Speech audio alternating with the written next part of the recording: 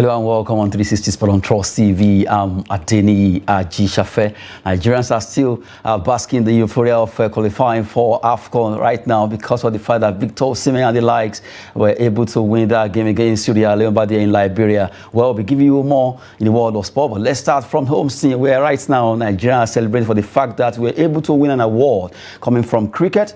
Right now, we look at cricket. Nigeria wins 2023 ICC Initiative Award. That's the first story we're looking at for the fact that the ladies who are into cricket in Nigeria right now are really growing when it comes to cricket, especially in Zamfara State, where that particular women initiative in cricket is really booming because we have over 1,500 cricketers that have been discovered over there in Zamfara State. Cause of Nigeria Cricket Federation deeming it fit to make sure they propagate that sport of cricket in Zamfara State and also across Nigeria. But right now, International Cricket Council deem it fit to award this particular award to Nigeria, giving us the fact that when it comes to initiating that particular sport, it's really growing momentum and really deserve to get an award coming from the International Cricket Federation. Really, cricket is getting better. Our ladies came fourth over there in Rwanda at the Kibuka T20 competition that took place in Gahanga Cricket Over, where actually they fought hard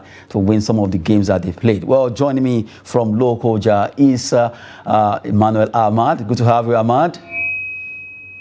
Beautiful morning to you. Thank you so much for having me. Yes, let's talk about cricket first. I think that particular sport is gaining so much momentum, especially in Zamfara State, considering the fact that Nigeria just got an award from the ICC, International Cricket Council, recognizing the effort of putting cricket as a sport that is really growing in Nigeria, especially in Zamfara State.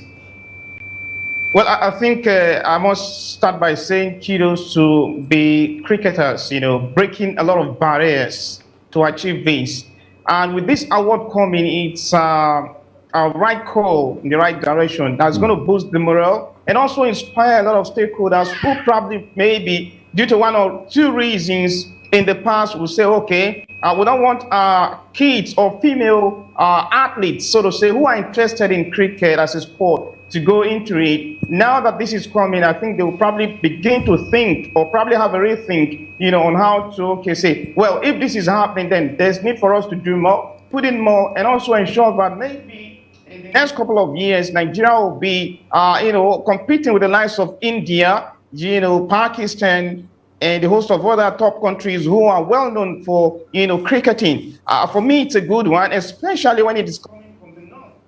Breaking a lot of barriers, ethnicity, religious barrier, and all that, and then they are doing this. So it's another thing to, encourage those kids on the street, engage them with sports like cricket and probably any other sport, apart from football. Trust me, it will reduce a lot of crime, it will reduce a lot of unemployment, it will reduce a lot of, child molestation, name it. So I think it's a good one, and I'm super proud that, well, Nigeria is being recognized in cricket. A lot of people will say we're only known for football, maybe basketball a little bit, or maybe athletics or boxing. But if cricket is coming again and probably competing with other sports in Nigeria, I think it's a good one. A good one there, looking at the fact that this sport that is being dominated by the likes of India, Pakistan, Bangladesh of this world is gaining momentum in Nigeria, and especially for the women. And we really want to appreciate the fact that ICC deemed it fit to grant Nigeria that particular award for the fact that one of those sports that is not too known really gaining momentum in Nigeria. Good one there. Now let's cross away from Zamfara to Kano State, and let's talk about football. Kano Pillars, we know that right now they are trying to see if they can come back to the MPFL, but right now the Kano State government set up interim management board for Kano Pillars, and that particular board will be instituted today. Now let's look at the list of those actually the members of that particular board. Starting from number 1 is the chairman, Bangida Lito. You have Garuba Umar, Naziru Aminu Abubakar, Bashiru Chila, Al-Nayara Mezamba as a member, Shuaibu Ibrahim Dogua, Rabiu Pele. You have Muhammad Danjuma, Sabo Chokalinka, Abba Haruna, Egina Usman, Kofa Naisa, and you have Yakubu Pele and Comrade Sani Ibrahim will be starting as the secretary of Kano Pillars Interim Management Board. Well, Well, Ahmad, you look at this team, they relegated to the NNL, and now they are back to play in the Super 8, trying to quickly make their way back to the MPL next season. From the way it is right now, this interim management board has been set up to see into the affairs of that particular team, in fact, if not the biggest in the North right now. So you just have to look at the fact that they want to come back instantly, and that's why they set up this particular committee. Well, looking at this committee, you have Rabiu Pele there, a player that has really done well for himself when it comes to playing for Kano Pillars. I think this is good for that player to be among the board members. Yeah, absolutely. I think it's a good one. When I saw the list myself, I was like, well, it seems Kano Pillars are trying everything to come back quickly, like you rightly stated, to the MPL. When they got relegated, a lot of people were like, well, are we dreaming or what is going on? But, you know, when you have a team like Kano Pillars, and you cannot talk about Nigerian football without, you know, recognizing Kano Pillars, and then they went into relegation, and now, you know, a lot of people were asking questions. You know, I was like, well, it's football, and sometimes you might have everything playing out for you, and the result will not just come, you know. So for me, I cannot say, but this is exactly what went wrong with Kano Pillars. Maybe the technical crew need to be questioned, maybe, but again, in terms of motivation, in terms of the way and manner, you know, the team is being taken care of by the state government, and they still went into a relegation. Well, it's a good one that they are, you know, trying to fight back now. They are going for the, you know, Super 8, which will probably determine or, you know, decide the destiny at the end of the day. And I'm very sure they are not leaving any stone unturned. Reason why they are coming up with, you know, this interim management, I should say. And now, from the look of things, I think if Kano Pillars maybe eventually make their ways back, it would be another big plus for Kano State football, because a lot of people have been asking a lot of questions. Well, how on earth are we going to have the MPL and then there will be no, you know, say basically that, especially the northern, you know, football over. So, but this time around, I will have, you know, people coming on board, you know, and maybe they are taking a clue from the interim league management that actually did well with the just concluded PFL season. I think it's a right call, you know, from the Kano State government, and I think these people now will probably sit back and also, you know, learn from what happened in the past and ensure that they actually correct the wrongs and probably put Kano Pillars back where they rightly belong. And I must say kudos to the entire management. You know, despite the team going into relegation, the NNL, they still ensure that they keep a bunch of the players and still maintain the pay. You know, for them, it's a moral boost, and that has actually spurred them to do well and try to fight back right now and ensure that they will, you know, be playing next season in the, you know, elite, you know, league as far as this country is concerned. But then let's see what these guys will do. I hope they won't fail. I hope they won't disappoint, because, you know, sometimes when you have ex-footballers coming in as administrators, they might not really get it right. But then some of them are lucky and they do have it good as well. So it's a win-win. It's a 50-50. It's another, you know, a way of gambling as well. So you cannot say until they start or hit the ground running, and let's see the ideas they will bring, fresh ideas, you know, policies that will benefit, you know, Kano Pillars, and ensure that the entire Northerners who are really die-hard supporters of Kano Pillars will be proud of their team once again. But then and again, they should look beyond just the team. They should also talk to the fans. It is very important to talk to the fans, because a couple of times we've had Kano Pillars being punished, being fined, being banned, you know, fans being, you know, denied coming into the stadium because of one or two problems they've actually created for the team. I think all of these needs to be looked into, and that should be corrected, so that we're going to have a hitch-free footballing season come next season.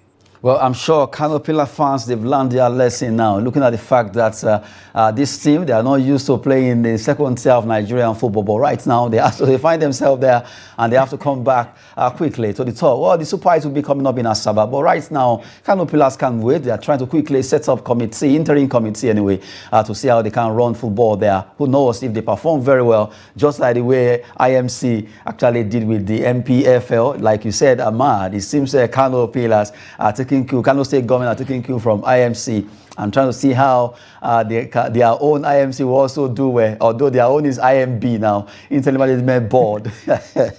Let's see what they'll be offering concerning Kano Pillar, the Mesugida boys. Let's see what they'll be offering. At least they want to win NNL Super 8, and they also want to quickly dominate that other teams there, coming back to the NPL next season. Let's see what will be happening concerning Kano Pillars there. Just to let you know, they have to Pele in that board. Which one is the is the most authentic Pele? Just to add some spice there. But right now, let's leave Kano Pillars story aside as we talk about another team in Nigerian football. This time around, it's about Remo Stars. Remo Stars right now, they qualify for the CAF Champions League after coming second in the just concluded NPFL Super 6. And right now, the owner of that club, that's Kunle Shoname, the billionaire right now, splashing about 28 million naira on that particular team. 20 million for the players, and he also showered the technical crew and the medical with 5 million, and he actually allotted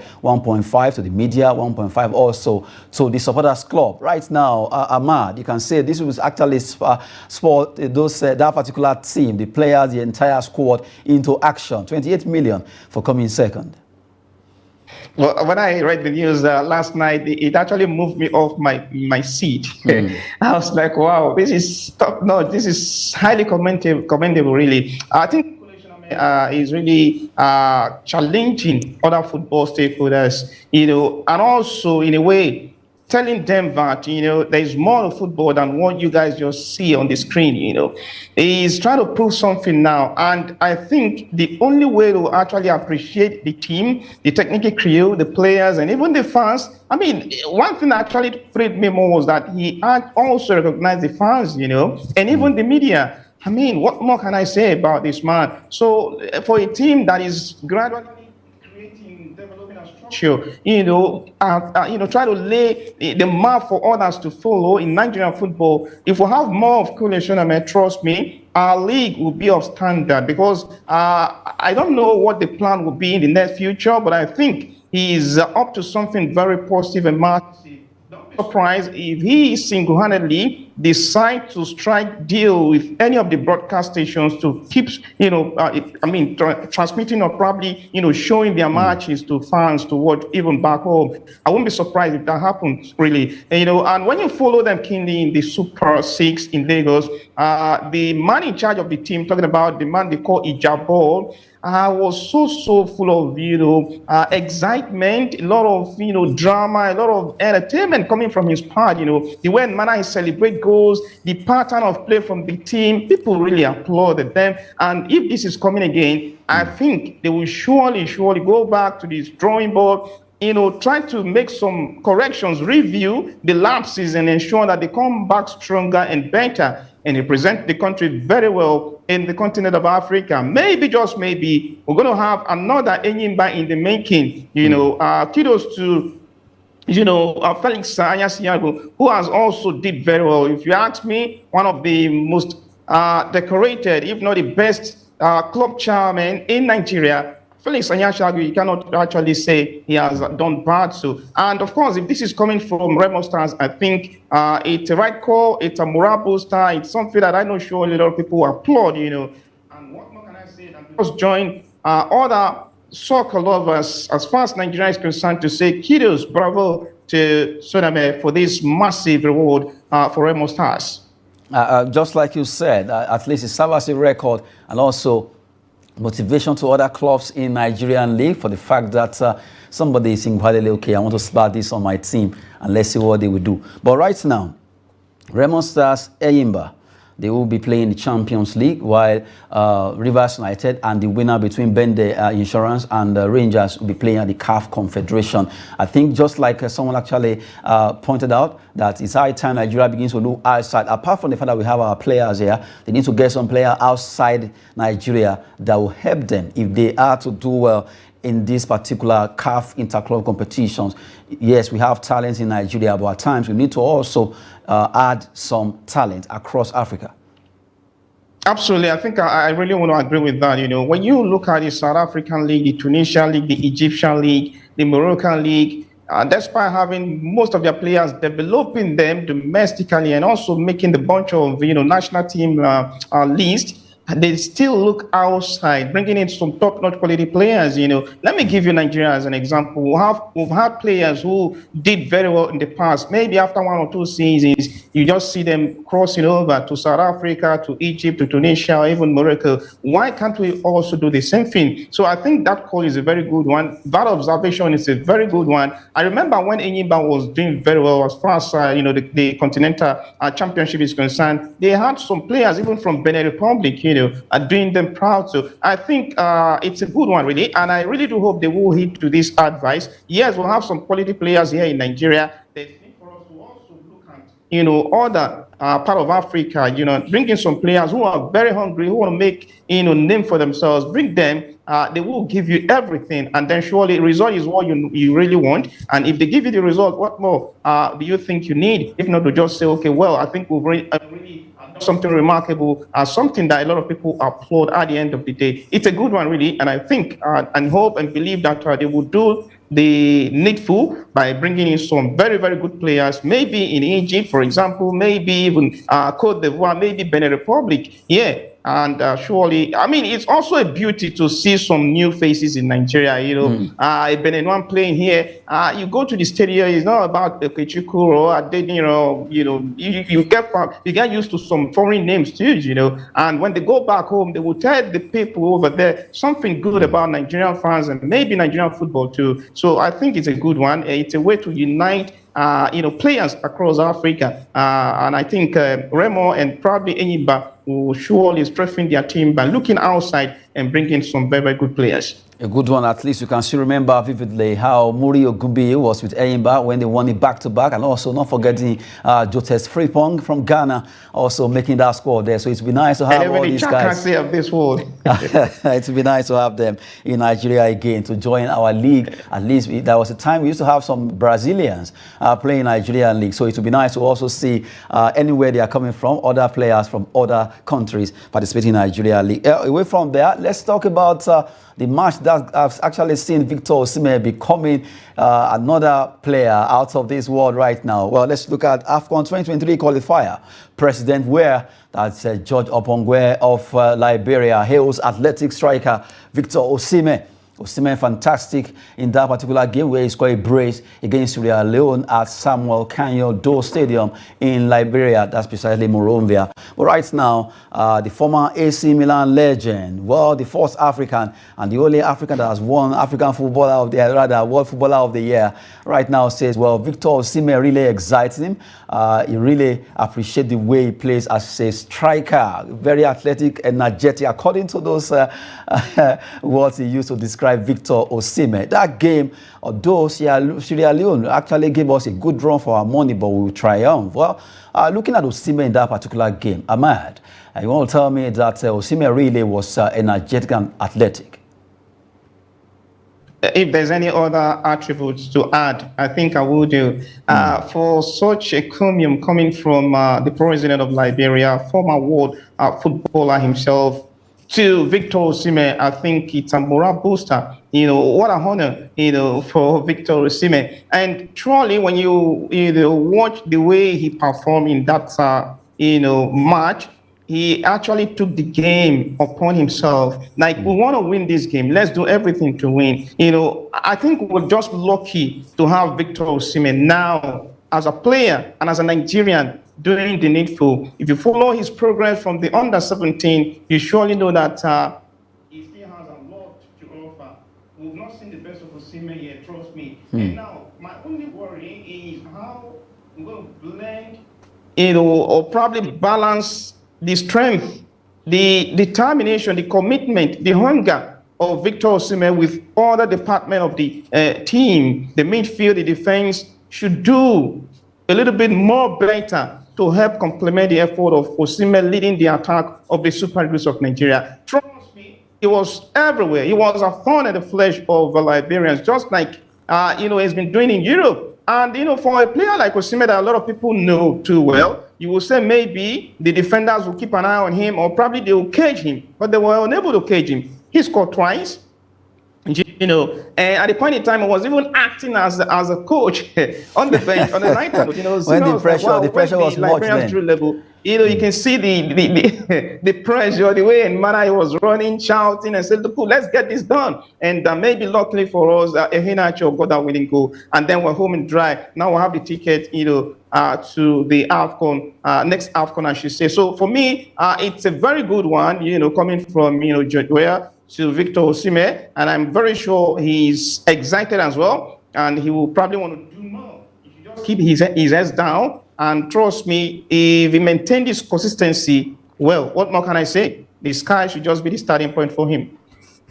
Good one, at least from the way it is. Accolades pouring in for Victor Osimhen there for the fact that it was fantastic in that game against Sierra Leone that was played over there in Liberia. But right now, Nigerians at least have that sigh of relief for the fact that we've been able to scale through. Guinea-Bissau was almost becoming a thorn in the flesh, and Sierra Leone really edging closer to understand our football so much. As you remember how they play 4-4 against us in Benin City, and they nearly spoiled that particular joy on Sunday. Well, from there, let's quickly go to Europe and look at some result of games played earlier. That was yesterday. Let's look at those results of games played. And you look at the likes of Romania against Switzerland 2-2. France defeating Greece. It was Kylian Mbappe night.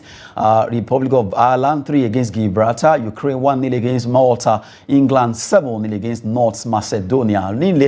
They nearly spelled Macedonia there. Armenia 2, Latvia 1. Wales actually lost against Turkey by 2-0. Finland 6-0 against San Marino. I have Northern Ireland losing against Kazakhstan. Israel defeated Andorra 2-1, and Switzerland against Romania 2-2. Although from the way it is, those games were played on the same night that Mbappe made it. You can't take it away from robotic Erling Haaland also making his own. It seems right now the rivalry between Erling Haaland and Mbappe won't start from now. It's going to be a long one. Well, long one really, because they still have age on the side, and both players are having a sweat time with top-notch teams, I should say, in Europe. If you're talking about European football, you cannot write off PSG, or rather, will you say, Man City are not a good team. So for me, it's another thing that will motivate them. And for me, I think it's good to have always have 1-2 players competing. If maybe the generation, or should I say the time of Ronaldo and Messi is gradually, fading off, then we should have people that will come on board and also give us something exciting. And I think that's exactly what we're seeing right now with Kylian Mbappe and, of course, Haaland. A lot of people tipped Neymar Jr. in the past to maybe somehow, be the next star to be celebrated, but somehow, Neymar isn't really lifting up to the billings. And I think Kylian Mbappe and, of course, Haaland doing the needful right now to give us some fairy cheer.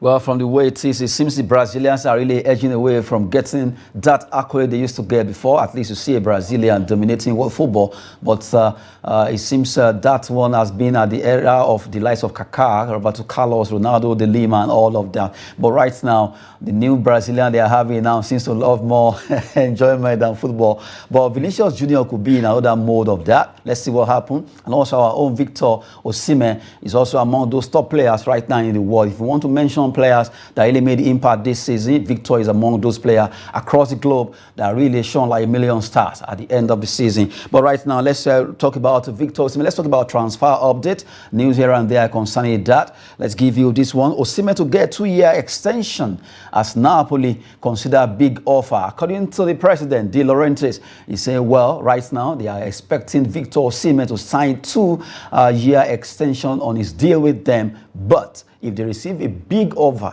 they will actually allow him to go. Well, let's see what happens, because news came out that Chelsea and PSG are really interested. Not even forgetting the fact that Manchester United also show interest sometimes back. And let's see what will happen concerning Victor Osimhen. Ahmad, the way it is, some Nigerians are saying Osimhen should still stay with Napoli, while some are saying, well, this is the time to move to anywhere you want to move to. Let's see what's going to be happening concerning this. Well, I think this is the time Victor Osimhen needs the best of advice. He needs somebody to sit him down, talk to him, give him reasons why he should or should not move from Napoli. But for Napoli, if I happen to be maybe one of the board members of Napoli, who would not want to keep Victor Osimhen? For a player that has impacted hugely, massively, and even helping the team do so well in the UEFA Champions League, they were unlucky, I would say, when they crashed out. And also win the Italian Serie A title. You want to keep such a player. But then sometimes when money comes, well, you have to have a rethink. So for Victor Osimhen, I think he is the man right now that will be under pressure. Under pressure in the sense that he will be thinking, should I stay or should I not stay? If Chelsea are coming, then he's going to consider so many factors as well. Will I be playing in a team that will not be playing in the UEFA Champions League? Or should I go to France, where he had actually played before moving to Napoli? But then this time around with another big team, or bigger team, I should say, in the French League 1. These and many other things will be running through Victor Osimhen's mind. But again, if he's so sure of himself that he can deliver and perform anywhere, I think when the right call comes, he should just obey and make the right move. We can only wish him well. From you, if you are to be his agent, what would you advise him to do? Number one, I think if I will be his agent, we need to consider the pay first, and then the the kind of team he will be playing for. Maybe Paris Saint-Germain, for example, I think would be a good move for him if the right money comes. If the right money comes, let's see where Osimhen will actually be next season. Will he still stay with the Partenope, or we move away from Italy? The last straw on the show has to do with Al Shabaab of Saudi Arabia. They are ready to splash the cash of £35 million on Wilfred Ndidi to join them over there at the Saudi Professional League there. Well, from the way it is, Wilfred Ndidi could join the big boys moving to Saudi Arabia. £35 million to take him away from Leicester City. Ahmad, another big one for you as agent of Wilfred Ndidi. Well, let me start by reacting quickly to the last comment made by UEFA president talking about Alexander Seferin. In a way, he's saying that you don't develop your league with retired players. I think that's an indirect message to the Saudi Arabians who are spending huge money in bringing in top players who probably a lot of people think they are gradually, moving towards a retiring time. But for Wilfred Ndidi, well, for a player that has actually suffered, talking about injuries, and then that has contributed to his drop in form, and his team relegated as well, talking about Leicester City, he wouldn't want to play in the championship. I'm very sure of that if you ask him. But then Saudi Arabia, I think there should be a rethink, forget about the money now. I have to cut you short there. £35 million is not a joke. You just have to go now. We want to appreciate your time with us from Lokoja, Kogi State, Ahmad Emmanuel. Thanks so much. My pleasure. Thank you so much. Okay, Ahmad Emmanuel has joined us, and we just have to go now on this program, 360 Sports on Trust TV. I'm Adeni G. Shafe. Thanks for watching.